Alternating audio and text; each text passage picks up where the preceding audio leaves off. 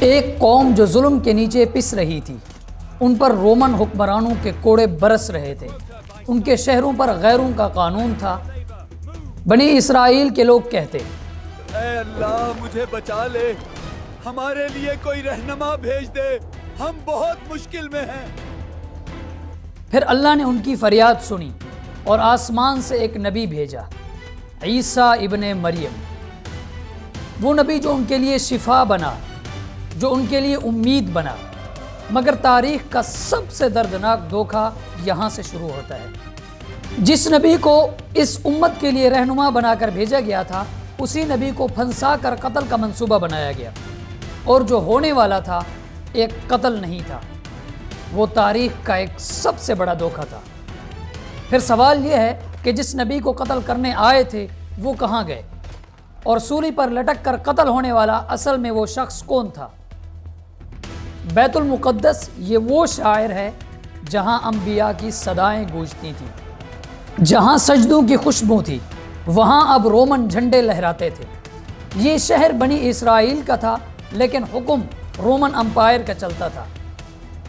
عدالت یہ فیصلے دیتی، تمہیں ہماری غلامی قبول کرنی پڑے گی، ورنہ تمہیں اس شہر سے نکال دیا جائے گا۔ گلیوں اور بازاروں میں رومن سپاہی کھڑے ہوتے۔ ظلم عام تھا، انصاف مہنگا تھا، اور حق بولنا جرم تھا۔ بنی اسرائیل کے لوگ رومن کی حکومت میں صرف سانس لے رہے تھے، جینا ان کے لیے مشکل تھا۔ اسی اندھیرے دور میں اللہ نے روشنی کا سلسلہ شروع کیا۔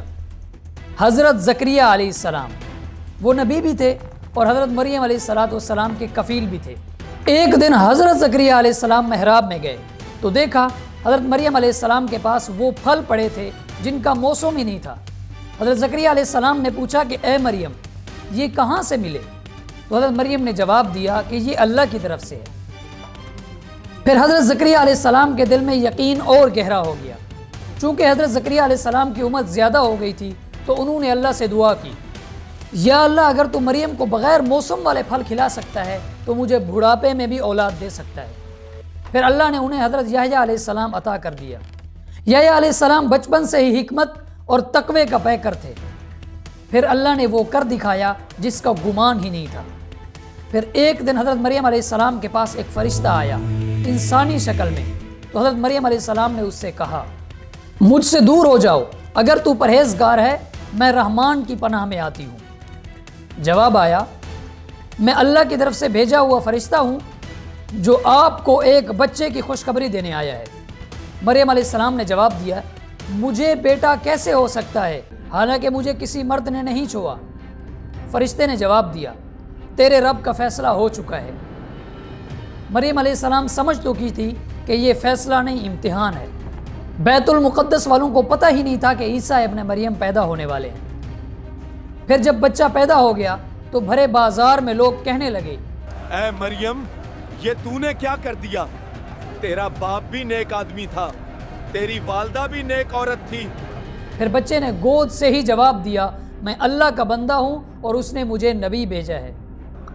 پھر لوگ حیران و پریشان ہو گئے کہ گود میں بچے نے کیسے جواب دے دیا۔ پھر حضرت عیسیٰ علیہ السلام نے تبلیغ شروع کر دی اور کہا، اپنے پڑوسیوں سے ویسا ہی سلوک کرو جیسے تم اپنے اولاد سے کرتے ہو۔ اور وہ شہر شہر، گاؤں گاؤں گئے اور لوگوں کو حق کی طرف دعوت دی۔ ان کے ساتھ کچھ سچے ساتھی تھے جو دولت کے لیے نہیں، حق کے لیے ان کے ساتھ تھے۔ حضرت عیسیٰ علیہ السلام نے اپنے معجزات دکھائے، مٹی سے پرندہ بنا کر اس کو اڑا دیا، مادرزاد اندھوں کو بینائی عطا فرمائی، اور جب مردے زندہ ہونے لگے تو عام لوگ اللہ کے راستے کی طرف جھکنے لگے۔ لیکن کچھ سرداران کہنے لگے، پہلے یہاں نے لوگوں کو گمراہ کیا، اب لوگ عیسیٰ کے پیچھے چل پڑے ہیں۔ یہودی سرداران رومن امپائر کے پاس گئے اور کہا، یہ یحییٰ اور عیسیٰ لوگوں کو گمراہ کر رہے ہیں، انہیں گرفتار کر کے انہیں قتل کر دو۔ بادشاہ نے پوچھا، تم کیا چاہتے ہو؟ یہودیوں نے جواب دیا، ہم چاہتے ہیں کہ یہ یحییٰ اور عیسیٰ کو ہماری زمین پر رہنے کا کوئی حق نہیں۔ یحییٰ علیہ السلام کو گرفتار کر کے زندان میں ڈال دیا گیا۔ आज यहया का आखिरी दिन है, इसके बाद इस धरती पर हमारा नाम होगा। फिर यहूदी सरदारों ने उन्हें कत्ल करा दिया। एक शख्स भागता हुआ हजरत ईसा अलैहिस्सलाम के पास आया और कहा, हजरत यहया को शहीद कर दिया गया। ईसा अलैहिस्सलाम समझ गए कि यरूशलेम में उनके लिए भी कत्ल का हुक्म लिखा जा चुका है। यहूदियों के चेहरों पर तकवा का लिबास था, लेकिन दिमाग में खून, घमंड, तकब्बुर और गुरूर दौड़ रहा था। लोगों ने कहा, ईसा इब्ने मरियम हद से ज्यादा आगे जा चुका है। वो खुद को नबी कहलवा रहा है। अगर ये जिंदा रहा तो हमारी किताब, हमारा दीन और हमारा रवाज सब कुछ मिट जाएगा। फिक्र ना करो, हमने पहले भी यहया को खामोश करा दिया था, अब ईसा को भी खामोश करा देंगे। ईसा इब्ने मरियम बगावत कर रहा है, कत्ल की धमकियां दे रहा है, वो सबके लिए खतरा है। फिर कलम उठाया गया और लिखा गया, ईसा इब्ने मरियम कौम के लिए खतरा है। फिर उस पर मोहर लगा दी गई और फैसला सुना दिया गया। इसी अदालत में ना इंसाफ था, न रहमत, सिर्फ कुर्सी बचाने की भूख लगी हुई थी। वो ये समझते थे कि अब ईसा इब्ने मरियम नहीं बच पाएंगे। अब अदालत ने अपना फैसला सुना दिया है, अब इसे गिरफ्तार करेंगे और कत्ल कर देंगे। मगर वो भूल रहे थे कि जिस रब ने उनकी माँ मरियम अलैहिस्सलाम को महफूज रखा, तो वो ईसा इब्ने मरियम को भी महफूज रख सकता है। एक शख्स ने कहा, ये घटिया लोग सच्चे नबी के खिलाफ बगावत कर रहे हैं और अपनी दुनिया जहन्नम बना रहे हैं।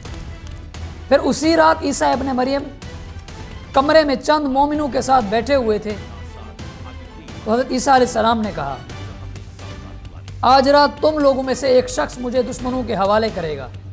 लोगों ने कहा, ए नबी पाक, क्या वाकई वो शख्स हम में से होगा? हज़रत ईसा अलैहिस्सलाम ने जवाब दिया, जी हाँ बिल्कुल, वो शख्स यहीं मजलिस में बैठा हुआ है। मजलिस वालों के दिल तेजी से धड़कने लगे। वो शख्स यहूदा युदास था, जो ज़ाहिरन साथी था मगर दिल में लालच, तमा रखता था। यहूदा के दिल में उदासी छाई और वो खामोशी से उठा और कमरे से बाहर चला गया। फिर लोगों ने कहा, ए नबी पाक, अगर आप हुक्म दें तो हम उसे समझाएं, वो हमारी बात मान लेगा। तो हज़रत ईसा अलैहिस्सलाम ने जवाब दिया कि जो लिखा जा चुका है उसे कोई तब्दील नहीं कर सकता। फिर उसके बाद ईसा अलैहिस्सलाम ने वो बात कही जो तारीख बन गई कि मेरे बाद एक ऐसा नबी आएगा जिसका नाम अहमद होगा, तुम उस पर ईमान लाना, वो तुम्हें मेरी बातें बताएगा। लोगों ने कहा, ए नबी पाक, क्या लोग इन पर ईमान लाएंगे या नहीं? ईसा अलैहिस्सलाम ने जवाब दिया कि कुछ लाएंगे और कुछ नहीं। फिर उसी रात गद्दारी ने कदम उठा लिया। लोगों ने दरवाजों के बाहर खड़े होकर कहा, बाहर निकलो, आज तुम्हें बचाने वाला कोई नहीं। हज़रत ईसा अलैहिस्सलाम ने जवाब दिया, तुम सब यहाँ से चले जाओ, मगर किसी से डरना नहीं, अल्लाह मुझे इन जालिमों से बचा लेगा। फिर उन्होंने दरवाज़ा तोड़ दिया, लेकिन हज़रत ईसा अलैहिस्सलाम को अल्लाह ने आसमान पर उठा लिया। लेकिन जिसे वो पकड़ने आए थे, अल्लाह ने उसको आसमान पर उठा लिया था। कुरान मजीद ने कहा, न उन्होंने ईसा इब्ने मरियम को कत्ल किया, न सूली पर लटकाया, बल्कि उन्होंने ईसा इब्ने मरियम के हम शक्ल को सूली पर लटकाया था। तो बिलाखिर ईसा इब्ने मरियम की जगह वो कौन था जिसे सलेब दी गई थी? एक रिवायत में है कि ईसा इब्ने मरियम के साथ गद्दारी करने वाले की शक्ल को ईसा इब्ने मरियम का हम शक्ल बना दिया गया था और इसे कत्ल कर दिया गया।